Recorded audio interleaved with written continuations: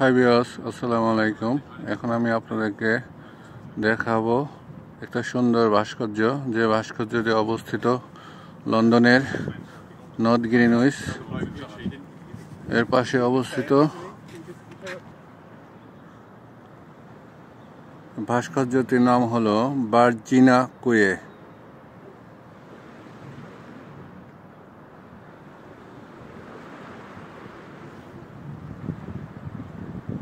দেখেন, এখানে নাম দেওয়া আছে, সম্পূর্ণ ডিটেলস দেওয়া আছে।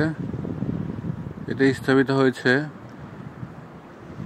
1928 সাল।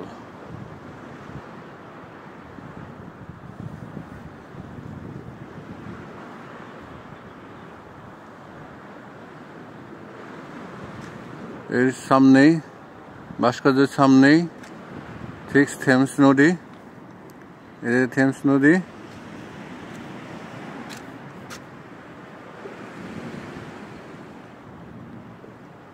নদীতে কি সুন্দর একটা রাজাহাঁস যাচ্ছে।